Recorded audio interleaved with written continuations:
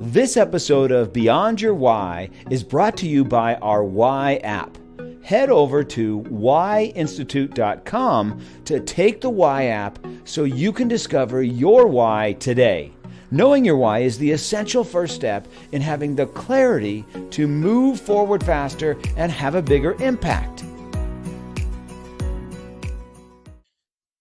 Welcome to Beyond Your Why podcast, where we go beyond just talking about your why and actually helping you discover and then live your why. So if you're a regular listener, you know that every week we talk about one of the 9 whys. We talk about that why, and then I bring on somebody that has that why. So if you have not yet discovered your why, go to whyinstitute.com, discover your why, and then come back and listen to the podcast because it'll have much more of an impact for you when you know your why. And so today we're going to be talking about the why of contribute. To contribute to a greater cause, make a difference, add value, or have an impact in the lives of others. Now, these are people that yearn to be part of the greater good, right? They don't have to actually be the cause. Rather, they want to be part of it in a meaningful way. They make a difference in the lives of others in an organization or a cause that they believe in. They support others and relish the success of the greater good. There's somebody that's going to use their time, their energy, their money, their connections to help other people do better. And so for today, I've got a very fascinating guest for you. His name is Damon West. And let me read you his bio because it's not the typical bio as we're going to talk about in just a little bit. He is a motivational speaker and best-selling author of the book, The Coffee Bean, A Simple Lesson to Create Positive Change. His first book, an autobiography, The Change Agent, How a Former College Quarterback Sentenced to Life in Prison Transformed His World, was published just 3 years after his release from a Texas maximum security prison. Sentenced to 65 years in Texas prison, Damon West once had it all. He came from a great family in a home full of God, love, support, and opportunities to reach any goal. A natural-born leader, an athlete with good looks and charm, he appeared to be the all-American kid pursuing his dreams. Underneath this facade, however, was an addict in the early stages of disease. After suffering childhood sexual abuse by a babysitter at the age of 9, Damon began putting chemicals into his body to alter the way he felt. Once he was introduced to meth, however, he became instantly hooked. And the lives of so many innocent people would forever be changed by the choices he made in order to feed his insatiable meth habit. After a fateful discussion during his incarceration with a seasoned convict, Damon had a spiritual awakening. He learned that a coffee bean changing in the application of heat and pressure was capable of changing the environment around him. Armed with a program of recovery, a renewed faith, and a miraculous second chance at life, Damon emerged from over 7 years in prison, a changed man. His story of redemption, grit, and determination continue to inspire audiences today. Today, Damon lives a life of recovery and service, going to meetings and sharing his story all over the country with schools, churches, athletic teams, corporations, conferences, and inside correctional facilities. Over the past few years, he has been sharing the coffee beans lesson with dozens of college football teams such as Clemson, Alabama, Georgia, and Texas, and countless schools and businesses. His Be a Coffee Bean message has inspired thousands, winning him the Service of Mankind Award in 2017. Damon, welcome to the podcast. Thank you so much for being here. Gary, thanks for having me, man. Thank you for this opportunity to be useful today. That's all I try to be, is useful, and I really appreciate you letting me do that. I heard about you through one of my mentors. We were playing golf, and one day, after we played, we were sitting down having breakfast, and he told me your story. And I don't want to tell it. You'll do a much better job than I could. And after I heard your story, I was like, wow, I got to go check this guy out on YouTube. So I went and watched one of your videos on YouTube. And then I went to my mastermind meeting and I told some of my friends there about your story. And that's how we got connected. So I just appreciate you being here. It's so wild. It's such a small world when you hear about it like that, when someone from another state or another region or even another country gets in touch with you and tells you where they heard about you from. But it lets you know, too, that we are all connected in some way, and that the message that I'm trying to go out there and share all the time about being a coffee bean, about changing from within, is resonating. It's getting out there. It's very humbling to hear that story. Yes. Well, so tell everybody that's listening, tell us how you heard about the coffee bean story and how that affected you. Well, to tell how I heard about the coffee bean story, I mean, you almost got to give a little bit of the backstory. Yes. I grew up in a town called Port Arthur, Texas, and grew up there. I was born in 1975. My father was a sports writer. My mother was a nurse. Got an older brother named Brandon, younger brother named Grayson. Nice, neat little happy home. But, we had our problems too. Like, you talked about I was molested when I was 9. And by the time I was 10, I started putting in chemicals to change the way I felt. I was drinking, smoking pot when I was 12. But basically the worst part about this is I have a bad belief system. And bad belief systems, they tell us how to do something the wrong way over and over again. And the longer we hold on to a bad belief system, the harder they are to get rid of. And so my bad belief system is saying, hey, all I'm doing is drink a little beer, smoke a little pot. It manifests into something bigger and bigger as life goes on. But, I was a really gifted football player. This is Texas. High school football is a big thing. And I was a 3-year starting quarterback for my high school team. Got a football scholarship to play Division I football at the University of North Texas. Played quarterback there for a couple of years before I got hurt against Texas A&M. After football was over, I put in a lot of drugs to compensate for the fact that I was, I didn't have football anymore. And it went from, drinking beer, smoking pot to doing coke, pills, ecstasy, you name it. Graduated college in 1999, moved to Washington, D.C., got a job working in the United States Congress for a congressman from Houston. After that, I worked for a guy running for president of the United States. And in 2004, when he dropped out of the race, I moved back to Dallas, Texas to train to be a stockbroker for one of the biggest Wall Street banks in the world, UBS, United Bank of Switzerland. And it was at that job, Gary, as a stockbroker, that I was introduced to meth for the first time. And in 2004, I was introduced to meth, and it was a game changer for me. All these other drugs, these highs that I had been on in my addiction, I was semi-functional still. But meth was different. Meth was one that was so strong, it grabbed me and never let go. And I gave everything away for that drug. We talk in addiction all the time about addicts are different than regular people. We will give up the good things in our life we'll give up our goals to meet our behaviors. And people that are not addicts, people like you, will give up bad behaviors to meet their goals. But addicts are not like that. And so I gave everything away for that drug. And I ended up becoming a serial burglar with a bunch of other meth addicts. And they call these burglaries the uptown burglaries. And they went on for about 3 years. And so it was July 30th, 2008. I'll never forget that date. And that was the day that I was sitting on this couch in this little rundown apartment in Dallas.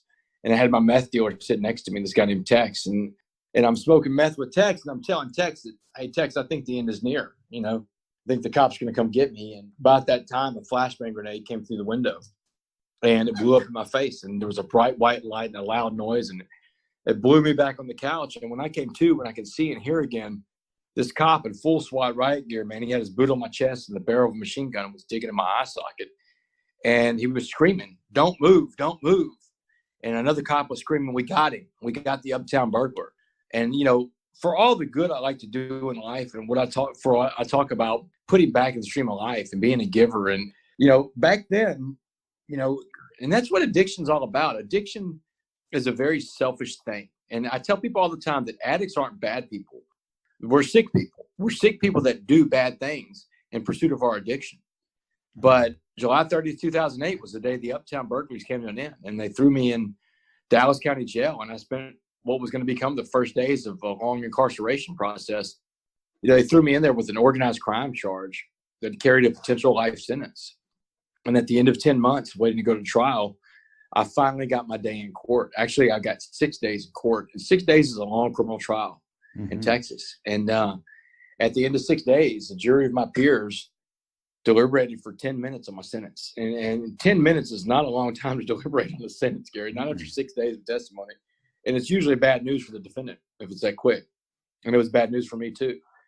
And when I got back into the courtroom, the judge read the verdict. He said, Damon Joseph West, you are hereby sentenced to 65 years in the Texas Department of Criminal Justice. And, I mean, it took my breath away. It took my mom's breath away. It took everybody in the courtroom's breath away. That's a life sentence. 65 is life.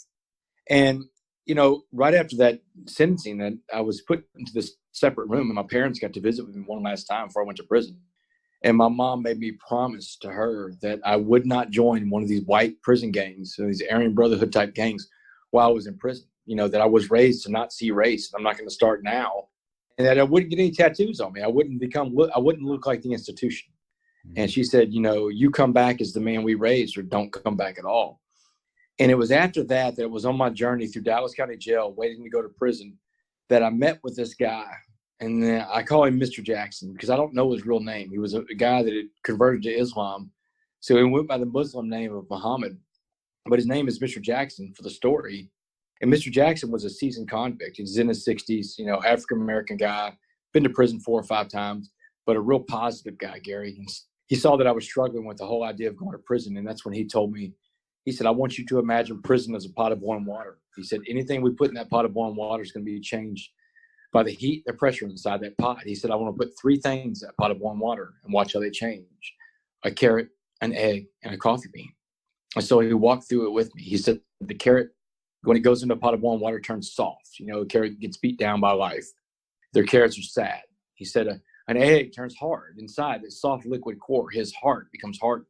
And he said, if your heart becomes hardened, you're incapable of giving and receiving love. He said, if you're incapable of giving and receiving love, you have become institutionalized, and you will not come back as someone your parents recognize, because your eggshell will have swastikas tattooed all over it. And he said, the coffee bean, the smallest of these 3 things, had the power to change the entire atmosphere inside that pot.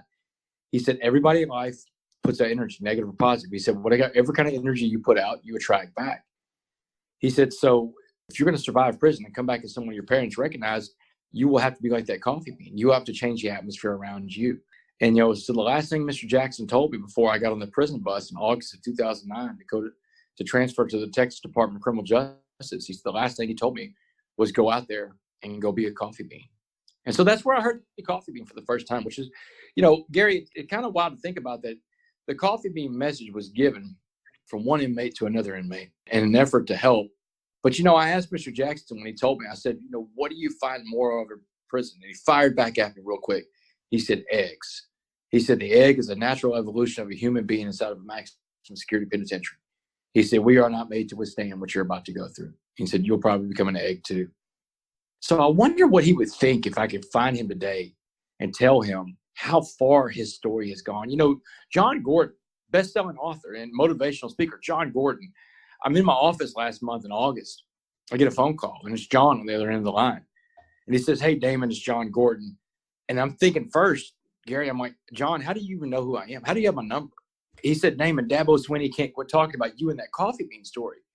He said, listen, I want to write a book with you. He said, we'll call it The Coffee Bean. We'll get this message out all over the world. The whole world needs to hear about the coffee bean message. He said, write this book with me, Damon.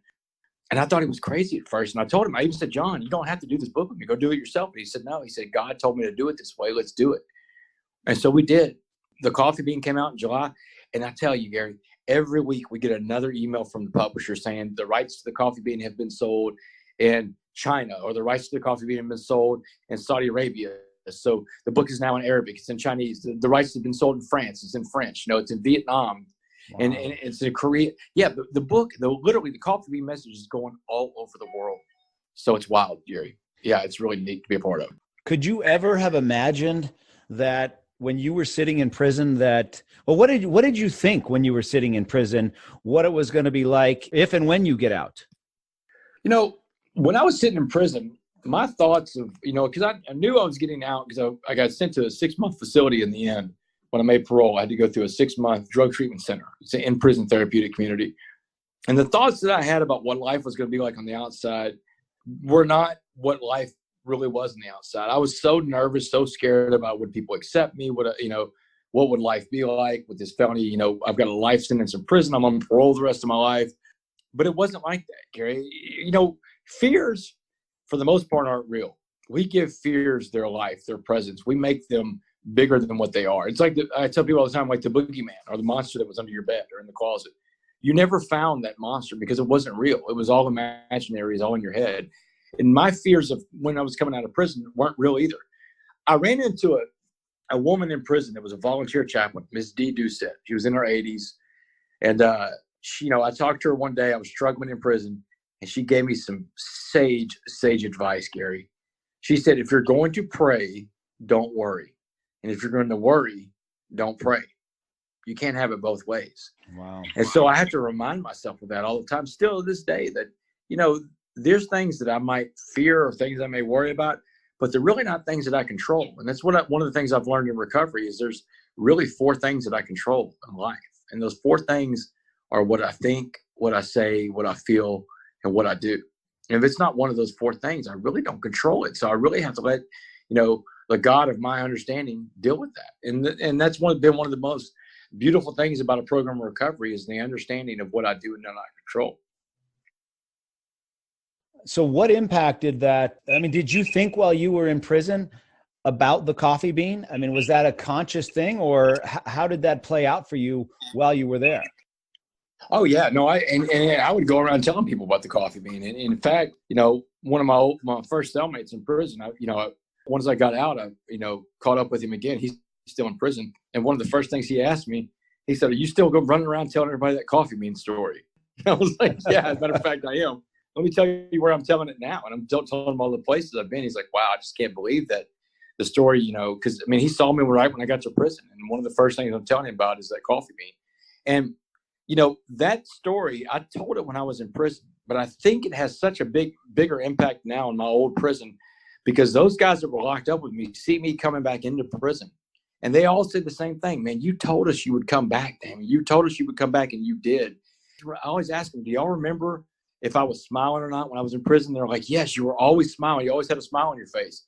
And I said, that was the coffee bean story. And I think it is, like I said, it's even more impactful now that I'm out of prison than whenever I was in prison. Because when I was in prison telling the coffee bean story, that's just another inmate telling it to him. But now it's a guy that was doing time, that got out, is on parole the rest of his life, but has been largely successful and has been able to accomplish and achieve the things they want to accomplish too. One of the things, I was in a prison yesterday. I was in two different prisons in Huntsville, Texas. And Texas has got 104 prisons in it, by the way. We got 155,000 people locked up in Texas. Mm-hmm. So plenty of work for me to go and share my story with people in prison. I volunteer to do it all the time. So one of the things these guys will notice, I'm married now. And so one of the things these guys will notice is that I have a wedding ring on my finger. And one of the main questions I get is, how did you do it? How did you find somebody to love you out there with your background and your past? That's such a big deal for people that are incarcerated. Gary, the people I ran into in prison, they've made mistakes, but they're paying for it. They're paying the ultimate price with their lives. You can't pay a greater debt than giving up your life and time. Time's the one thing you can't replace. All the money in the world can't buy one more second of that stuff. Mm-hmm. And when you're in prison and you're doing time, you want to be loved. You want to be accepted. That's a natural need of a human being, but you don't think you will be able to find it. You feel like you're subhuman. And so I think it's important to go into as many prisons as I can, to volunteer to do that, to show those men and women that you can do whatever you want to do. No one can hold you back, but you have to have a different belief system. And everything is about culture too, Gary. I mean, you've got to change your belief system and your mindset. My mindset had to be changed from looking at prison as a punishment to looking at prison as an opportunity. And like we talk all the time about finding our why. I found my why in prison. And just because my station in life has changed doesn't mean my intentions change. I say the same prayer that I learned how to pray when I was in prison. I say the same prayer every day, Gary. I get up and it's a 2-part prayer. It's quick, man. And it's, God, put in front of me what you need me to do today for you, and let me recognize it when I see it. And I'm off. I don't pray for anything else, because I know that God has my needs in mind. And if I'm taking care of others, that my needs will be met. Maybe not my wants, man. I don't know that anybody gets everything they want, but their needs will be met. Wow. So when you got out of prison, I can't imagine you walked out of prison telling the coffee bean story. When was the first time you told that coffee bean story, and how did that go for you? I started telling the coffee bean story to school kids. I mean, it was, within a few months getting out of prison, I started talking about the coffee bean story. It just, when I first started doing my presentation, I didn't know exactly what to put in, what to leave out. There's recordings from the earlier presentations. The earlier presentations had all kinds of stuff in it that aren't even in there now, because I felt like there was, it was more of a testing ground to see what to put in there, what to put out. There's still so many stories, Gary, that I could tell from prison and stuff like that I can't, just because, you can't do it in 45 minutes to an hour. I can't tell all the stuff I want to talk about, but I had to build the right presentation, and that took a little bit of time. And so once I got, into the groove with the right presentation, I have a PowerPoint built up. The coffee bean became a centerpiece of it. It took a few months. It took a few months to figure out, hey, that's something I can put in there and people can use on the outside too. Because you got to think about it this way too, Gary. Before that, it was just me telling the story on the inside of a prison. The pot of boiling water, in my eyes, was always prison. And so I'm getting out of prison and I'm talking in front of audiences. I'm bouncing ideas off of this guy named Michael Orta that was, real instrumental in helping me get my message together, especially with social media. He's a videographer. And I'm bouncing him off the ideas about the coffee bean. He's like, hey, you need to include that. That's a big thing for people out here too. So it just took a little time to develop the right message. But once I put that in there, it took off. People latched onto that. And it's been going ever since. Did you know coming out of prison that you were going to go back into prison to speak? Did you know you wanted to tell your story? How did that happen? Absolutely. There was a letter I got in 2011 while I was in prison from my 7th grade Texas history teacher. He was a social studies Texas history teacher, a guy named Mr. Jellin. Mr. Jellin was now a principal at one of the junior highs locally in the area where I lived. And it's important to note that I did my time in a prison that is right by where I grew up. Right? I mean, I grew up in Port Arthur. The town I was locked up in was Beaumont, Port Arthur, neighboring cities. So Mr. Jellin's local, and he gets in touch with me. He writes me a letter in September of 2011. I'll never forget. And the letter says, basically, Damon, you've been to the highest of highs and the lowest of lows. You've seen the world from everywhere you can, and you have an amazing story to tell. And you need to consider that when you get out one day, sharing your story with our youth, because our youth don't. He's basically saying that not all our youth understand their why.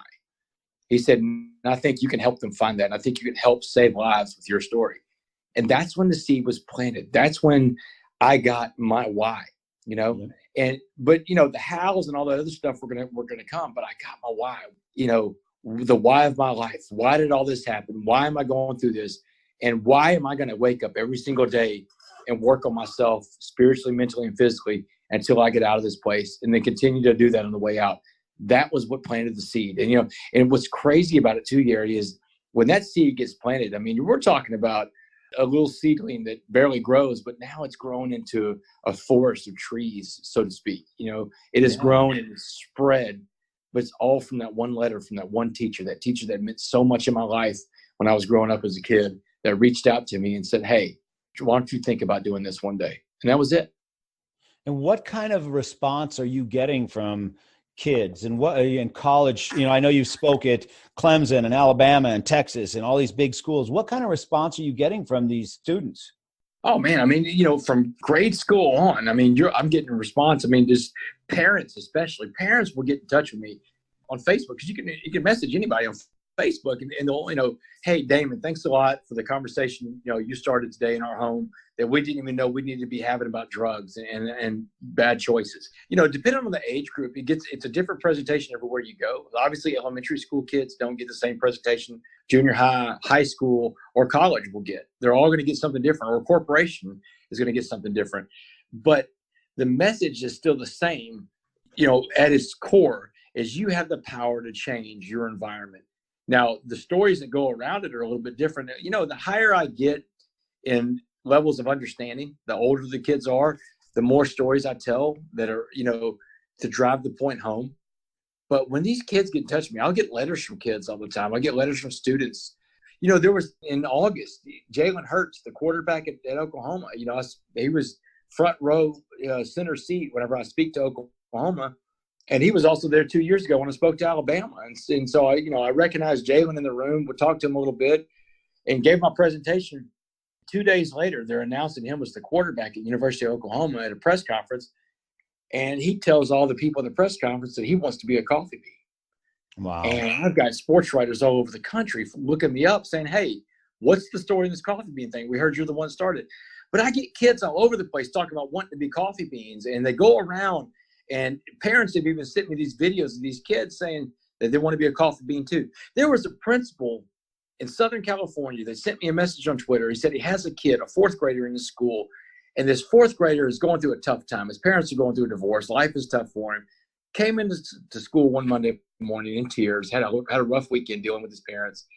And this principal shares with him the coffee bean story from the book, The Coffee Bean, which is about this kid named Abe. And then he gives him a coffee bean that's on his desk. This kid goes out and says he wants to be a coffee bean, and finds, the snow cone truck comes to school, and he's spending his money, the only money he has, on these kids that he's befriended that have Down syndrome. And when the teachers found out about that, they asked the kid, well, why are you doing that? What made you want to do that? And he said, I want to be a coffee bean too. Just to hear that impacted some little kid, it helped him with his life as a 9-year-old. I mean, that's the greatest compliment you can be given, man, that you helped some kid understand his purpose in life, his why. Wow. And so when you and I were going to talk and I had you take the why app to discover your why, and it came up with the why of contribute, add value, have an impact in the lives of other people. How did that feel for you? I mean, it felt like it was spot on. And I even showed, I was with my dad that night, hanging out with him, watching some football. And I showed my father and I said, hey man, what do you think about that? He said, that sounds like it's spot on. It sounds like, they know you well. And it is. I want to contribute. It's funny you say the word contribute, because when that parole officer came to visit me at the Styles unit back in 2015, she said, she was looking at my parole package. She said, look, Mr. West, we don't see a lot of guys come through like you. You had this amazing life and all these opportunities before prison. And then you make these huge mistakes. You make victims. You get this massive life sentence. And then you come to this prison and you turn this prison around. You change the entire culture inside this prison. And she said, Mr. West, I've got one question for you and one question only. She said, if you could be remembered for being anything in this life, give it to me in just one word, go. And this is in the book, Gary. And because I was a coffee bean, because I have a program recovery, because I'm just a passenger in the car and God's driving now, I had her answer for her. And I fired it back as quick as she asked me the question. And I said, ma'am, useful. I just want to be useful. I said, I can be useful in here, as you've already seen, or I can be useful out in that world finding coffee beans. And they let me go. They let me go and said, we're going to give you one shot. But if you come back in handcuffs anywhere between now and the year 2073, we can keep you until 2073. Now, how were you able to be the coffee bean in prison when you're incarcerated? What does that look like for us? I mean, you walk into the prison you were just talking about. What was it like? And then how did you become the coffee bean in there and change the environment? So it took a little while. The first couple of months, it's chronicled in my book, The Change Agent. There's so much terror wrapped up in the first couple of months of prison.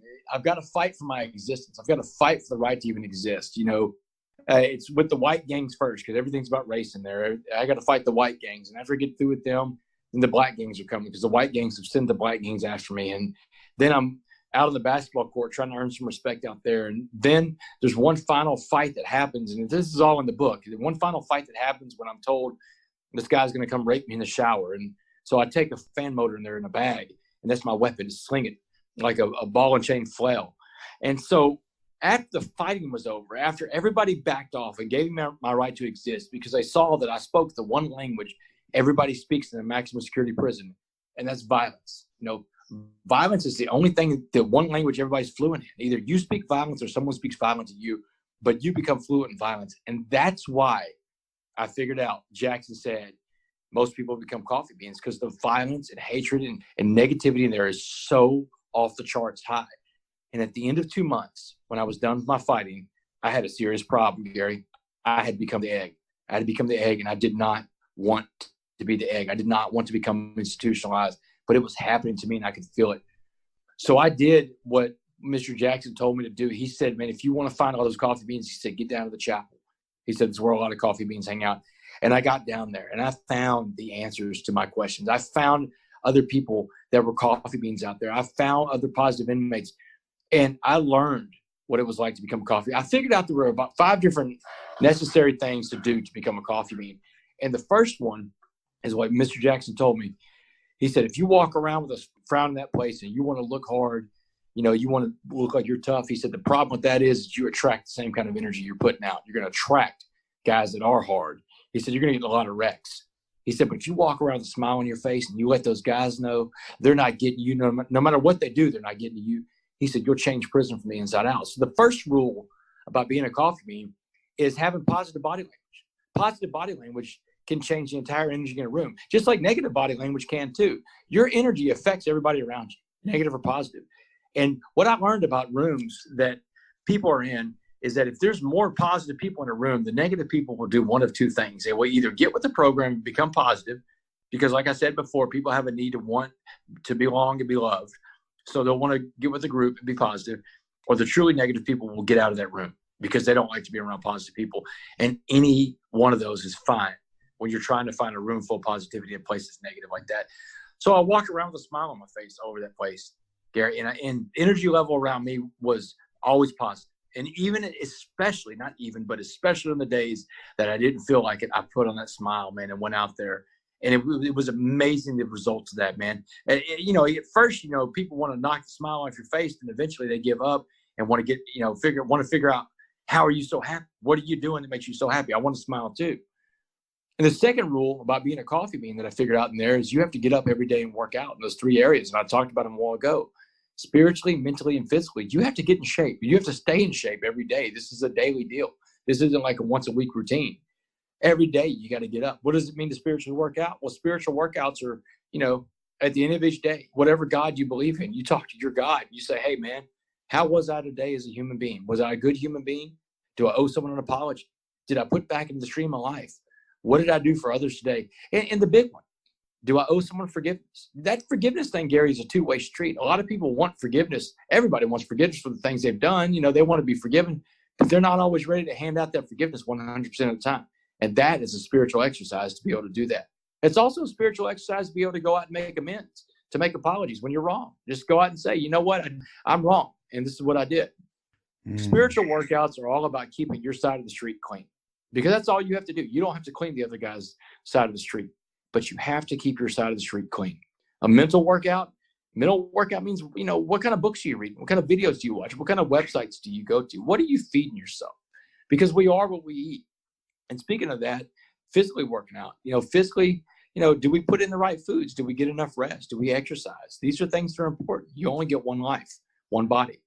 So the third thing about, changing to that coffee bean in prison is I had to learn what the secret to life was. And this is core to the why, Gary. Mm-hmm. This is the whole ball of wax right here, because the secret to life I learned in prison. And the secret to life is simple. It's 2 words. It's called servant leadership. Servant leadership is helping other people achieve their goals in life. It's helping other people get to a different station in life, because when we are helping other people, that's how we help ourselves, because the universe works that way. You can't be a taker. There was a quote that I came across, Gary, and I'm sure you love quotes, So here's a quote. I came across this quote by a guy named Charles A. Beard. And Charles A. Beard was a 20th century historian, real well-renowned historian in the 20th century. And someone asked him one day, what lessons has history taught you? And his answer was stunning. I memorized it because it was so unbelievable. So here's the answer. What lessons has history taught Charles A. Beard?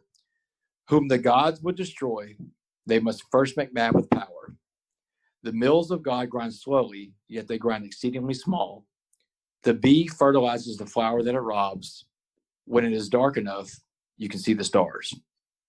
That's it. Think about that for a second. Wow. Can you say that again? Yeah.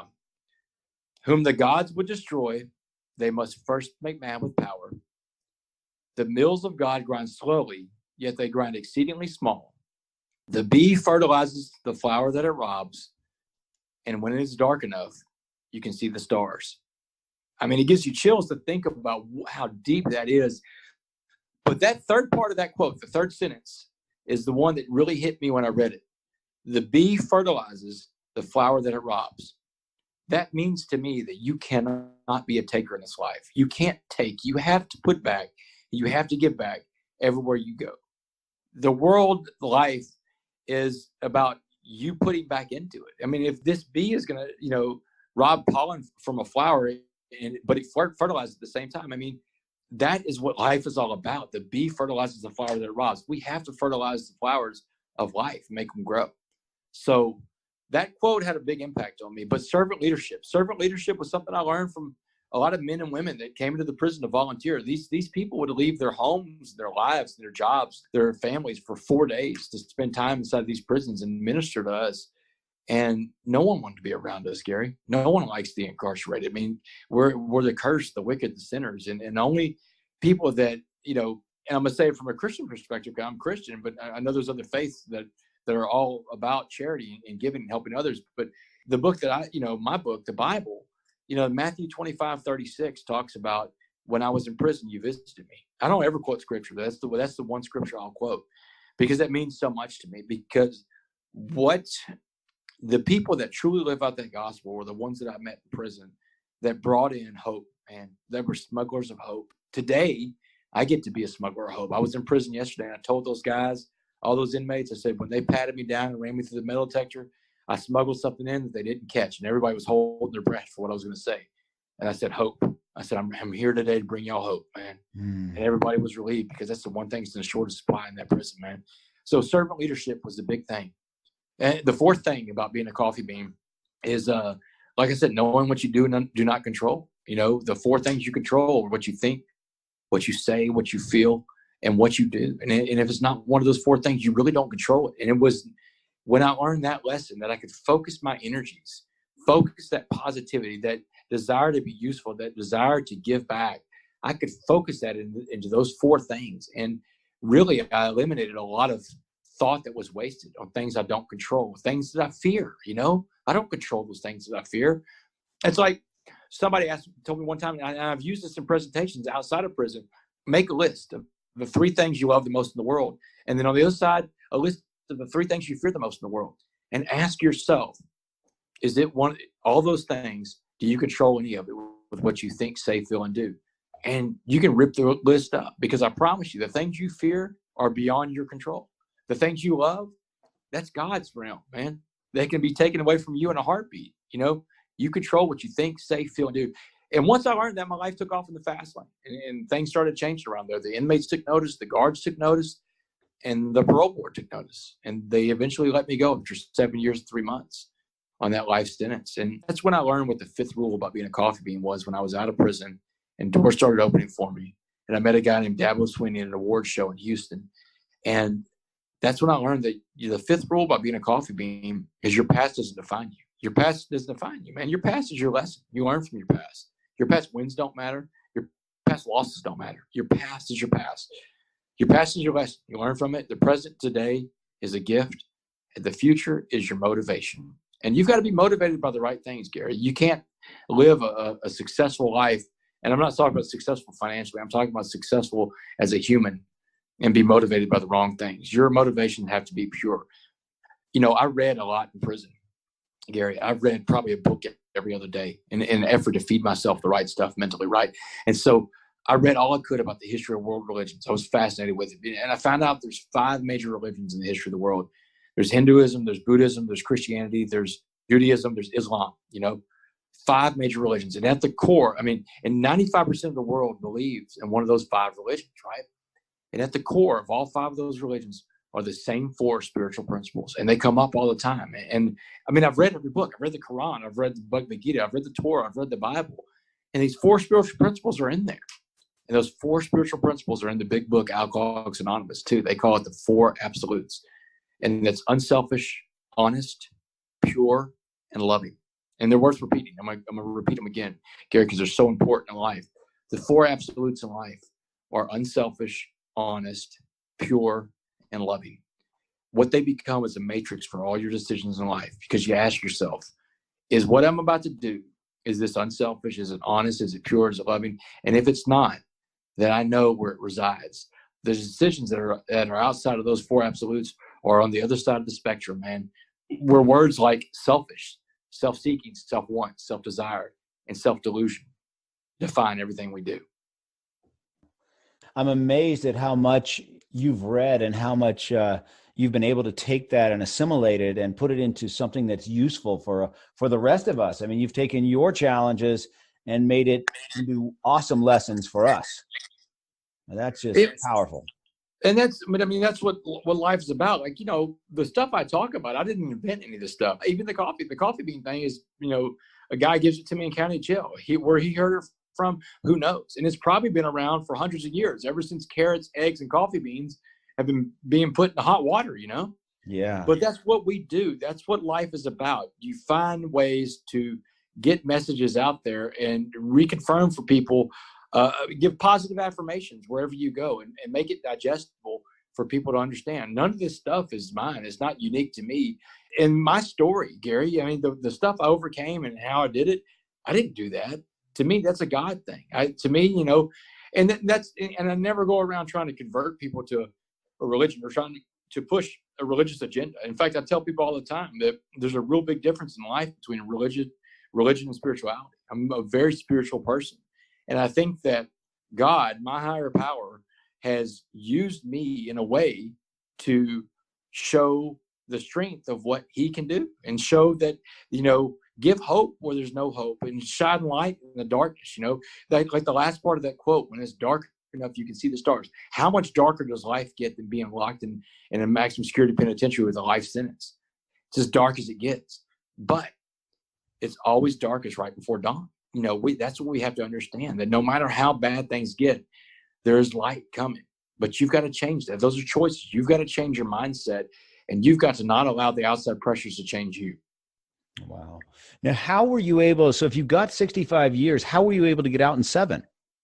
So I made parole, and here's the way that works. In Texas, you have 2 different classifications of crimes. You have aggravated crimes, which are crimes where people are physically hurt in the commission of the crimes. Rape, murder, child molesters, aggravated people, assaults. Those things have a physical victim. My crimes were property crimes where no one was ever home. If anybody had ever been home, it would have been aggravated. It would have been a crime where someone was physically affected. They were there, but no one was ever home during the commission of my crimes. So my crimes were listed as non-aggravated, which means that I don't have to serve as much time as someone with an aggravated offense. So being that my crimes were non-aggravated, I get special treatment I get good time. I get work time credits. I get the ability to make parole at a sooner amount of time without having to do as much time in my sentence. So when I got to 7 years of my sentence, or 6 years and some change, I was eligible for parole in a life sentence. And look, the chances of making parole on your first time up on a life sentence, slim to none. Doesn't ever happen. In fact, when I got out of prison, I met my parole officer for the first time. She looked at my time, and she looked at me, and she said, "Mr. West, I've been doing this for years. I've never seen anybody parole a life sentence on their first time." She says, "Something is working in your life, and I call it God." She said, "I suggest you let it keep working." And so knowing that I made it out where no one else does also just feeds into my thoughts that this was something that was planned on a way higher level than what I have control of, Because, Gary, think about it like this, man. There's a guy that goes out and has all this opportunity potential in life and blows it all and becomes a terrible person and hurts a lot of people on the way, gets into addiction, hurts a lot of people on the way, loses his way completely, and makes victims all over the place, victims of my crimes, victims of my family. My family's probably my biggest victims. I've hurt so many people, and I get slammed with this massive sentence. It's almost like a huge overcorrection for what went wrong. So, and I get thrown into the worst part of the Texas Department of Criminal Justice. And in that dark, deep place, that dark, evil, deep place, I grow to become the man that I am today. And when I get out, I'm blessed with the ability, because I've never taken public speak.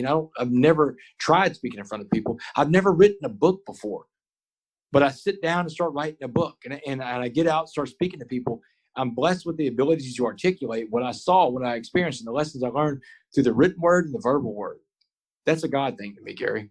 Oh, for sure. And when you took the Y app, I just seen some of your videos, and we had a brief conversation, but I hadn't kind of had my own mind up made about you and what I thought your why was going to come up to be. And it came up as contribute. And I didn't think that was right, just because of the little bit of interaction that we'd had.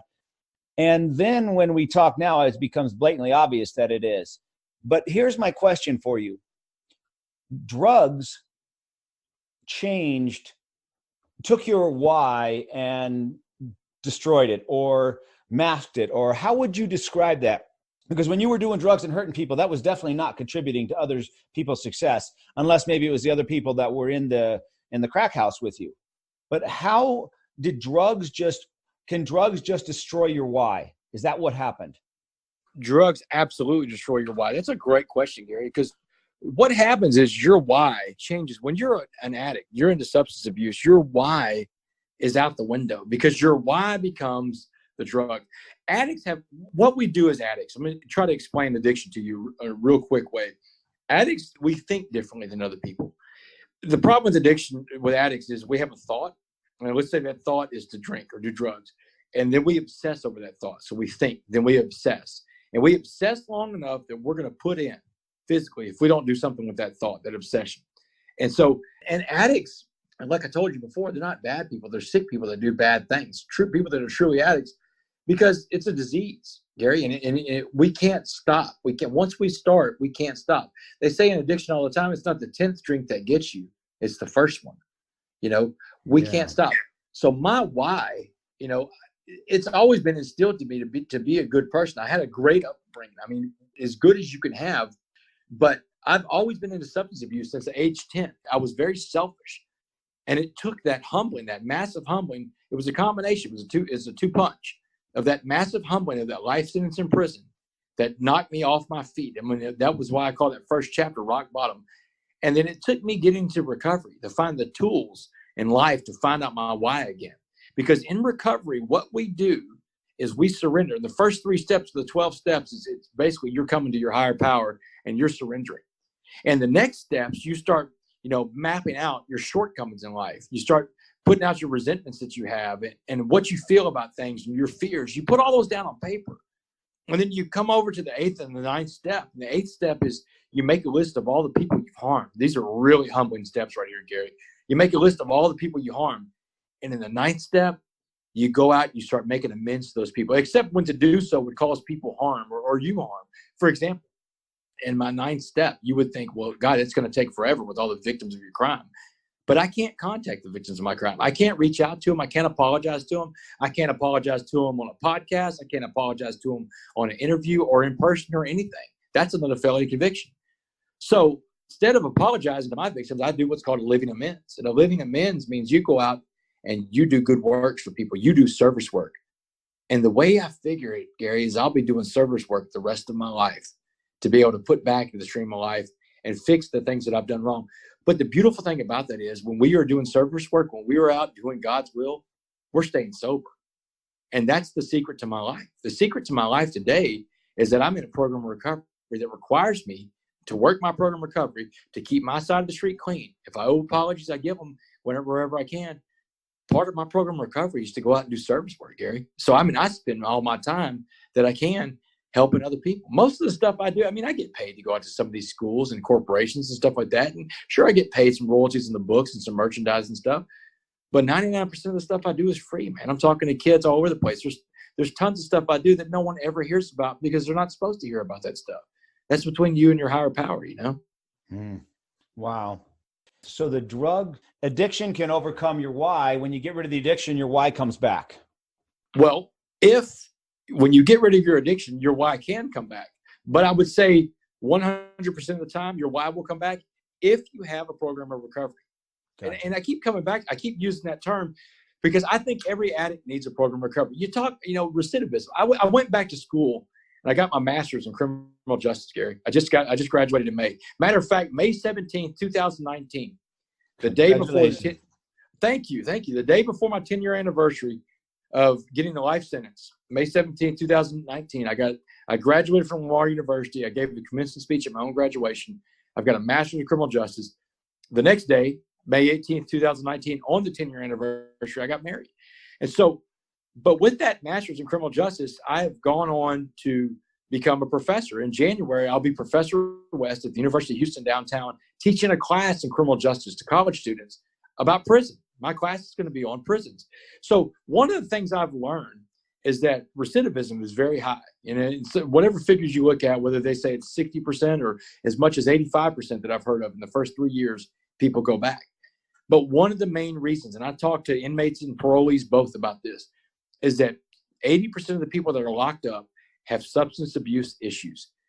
If you have substance abuse issues, if you are an addict like me, then you have to have a program of recovery, because without a program of recovery, you do not have the tools. You may get sober, but you won't be able to maintain the sobriety because life is going to happen and life's going to be tough. Life's going to throw you curveballs. I'll give you an example. When I was out of prison for a year, I was at a Christmas party with my friend and his wife. And I'm standing there with them and she's drinking a glass of wine.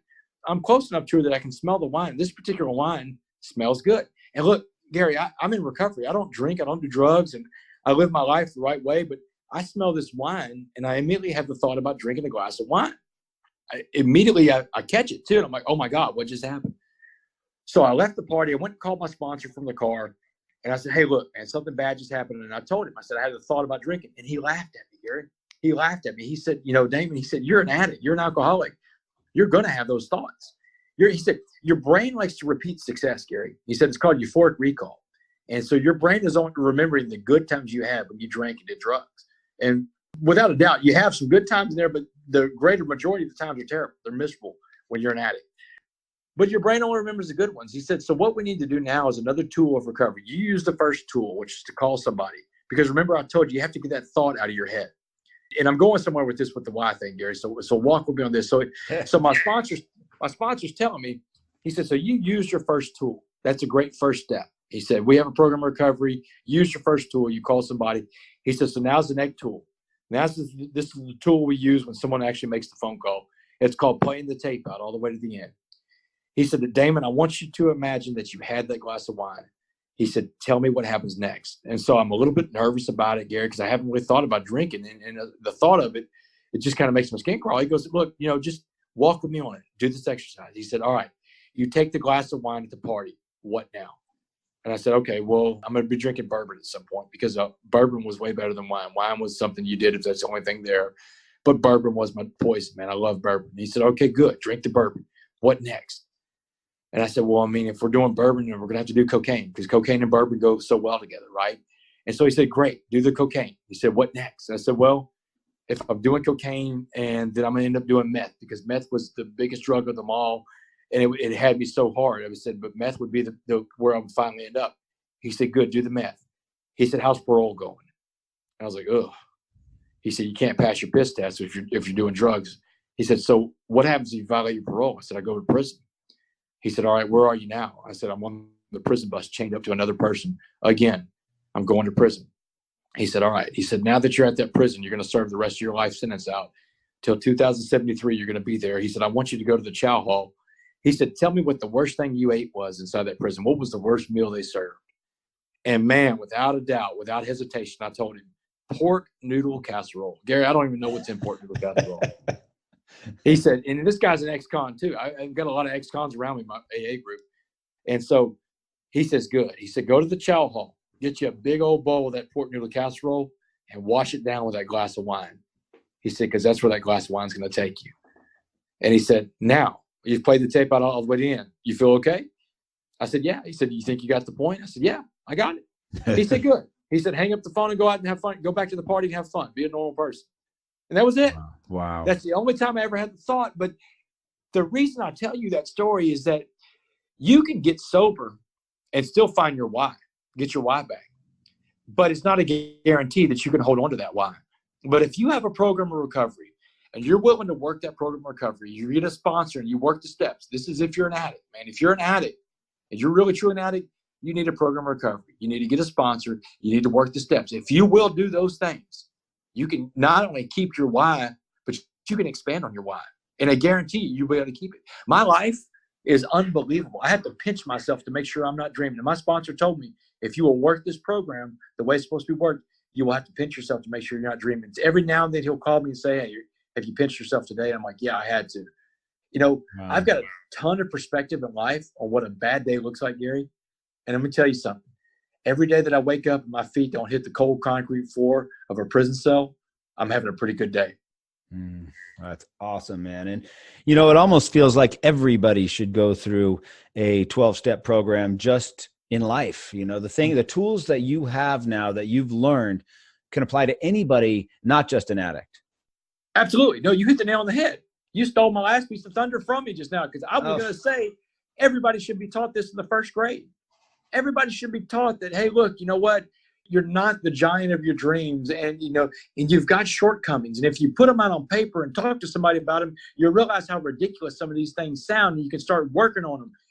And that you're going to make mistakes and you're going to do things that are wrong and hurt people along the way. And when you do it, you say you're sorry. And then you move on. Then you repeat the process every day of working all those steps every day. Because what we do all day long is we work the 4th step to the 10th step. Every day we go back. And everybody should have that. And if everybody had that framework, life would be totally different on earth. And it's like me. I can just talk from me, from my perspective. I've never been in a position in my life to have a mature adult relationship because I've always been selfish and it's always been about me. There's no way servant leadership would mean anything to a guy like me before all this because all I served was myself, and I served drugs and vices, every vice I could. But it was when I was humble. And I truly think this is why I think it's God's hand in all this, Gary, because if I don't get that life sentence, if I get like a 20-year sentence, and I know that because of, the way sentencing goes, I've got to go to prison to stand on my head for 2 years and I'll get out. I wouldn't have made this change. I made this change because I got put at the very bottom with no hope and no prospect of ever getting out. But I knew that if I wanted to be that person on the outside, when I got out one day, I had to become that person on the inside. Dabo Swinney, my buddy Dabo and I have become close personal friends. Dabo will tell his teammates, and he told me all the time, you bloom where you're planted. And it doesn't matter where you're planted. You can bloom wherever you are. And I got planted inside of a maximum security prison, the darkest place on earth, and I bloomed and I blossomed. And it wasn't because Damon West is just so amazing. It's because I allowed God to do what God does. Wow. The last thing, and I don't know if you're comfortable with this or not, but I'm curious if you're comfortable telling us about your wife. Sure, absolutely. So, how did you meet her and how did all this go? Met her through a friend. She's a nurse practitioner. And there was another friend of hers that was a nurse practitioner. I work at a law firm, and we were working a medical malpractice case. And her friend that's a nurse practitioner was answering some questions for me about that case. And Kendall was there. And I met her through a friend. And, we started hanging out. We started dating. At the time, a little 6-year-old daughter. And, eventually I got to meet her daughter. And then her daughter's name is Clara. And so I got to meet Clara. And, what's funny, in May, Kendall and I have been dating a little over a year. And I got a lot of family coming in for graduation. And at this point, Kendall and I have a home together. We bought a home, but we haven't been married. And we've talked about marriage. But Kendall's thing is like, look, you've got to get Clara on board for this to work, So I'm real nervous about it. It's May, and I've got Clara in the front yard. So like the first couple of days of May, and graduation's coming up on the 17th, and bunch of families coming in town. So I just get this crazy idea, and I ask Clara in the front. Clara and I are doing some project. She's 7 at this point, and we're doing something in the front yard. So, glitter on poster board. Everything's glitter with a 7-year-old girl. And so I asked Clara, I said, Clara, listen. I said, what if I asked your mom to marry me and she became my wife, I became her husband, and I became your stepdad? How would you feel about that? And she jumped up. She was so excited. And she said, Damon, I've been wanting this for so long. And, she started repeating off to me. Before the first time I met Clara, when Kendall and I were dating, Kendall said, hey, you're going to meet Clara this weekend. And so I ran to my office, and my boss, it was in his office, a guy named Chris Kirchman. And my boss is my best friend, man. He's the guy I've gone to since I've been out about, I need to get a tailor. Where do I find a tailor? There's things that normal guys would know about, but a guy that's been in prison doesn't, And so Chris is my best friend. He has a daughter that was a senior in high school at the time. I said, Chris, I'm about to meet a 6-year-old girl. What do I do? And he said, oh, man, this is great. You're going to have a great time. His best years, man. He said, just play with her. Just be your friend. And I told him, I said, she's got a great father. It's not like I'm trying to audition to be your dad. He said, no, just be your friend. And he said, play with her, let her paint your nails, let her put mud mask on you, play pretty, pretty princess. Do all these different things that she likes, tea parties, all this other stuff. And I did. I took Chris's advice and I played with Clara. I became her friend. Her mom told me, Kendall told me, she's like, look, she has a wonderful father. She doesn't need another dad. She needs you to be her friend, her role model, and to be there for her, to always be there for her. Let her know that you're always there for her, and things will be just fine with you and Clara, And I did that. And so when I'm asking Clara in front of the house in May about marrying her mom, she starts repeating to me. She's like, oh, my God, Damon, I've wanted this for so long. She's like, you taught me how to ride a bike. And she tells me all the different things we used to play. We played together. And she said, I'm going to go get mommy right now, and you could ask her to marry you right now. And so I'm like, whoa, that happened real fast. Here goes a 7-year-old girl. She's got it in her mind. I didn't plan for that, Gary, because I didn't even have a ring on me. So I set my cell phone up, and you can find this video online on YouTube. Just YouTube Damon West engagement. And it is literally the most priceless video in the world. I set my phone up on the back of Kendall's car to record it. I was like, might be one of those moments you want to catch. And Clara brings her mom out there, and she's like, Mom, Damon has a question to ask you. This is what he wants to ask you. And she's like, you can see the video. She's like, go ahead, do it. And I'm like, what do I say? So I get on one knee. I ask Kendall to marry me. And in the time, I get my question out, will you marry me? And I'm waiting for Kendall's answer. Clara is jumping up and down saying, say yes, mommy, say yes, say yes.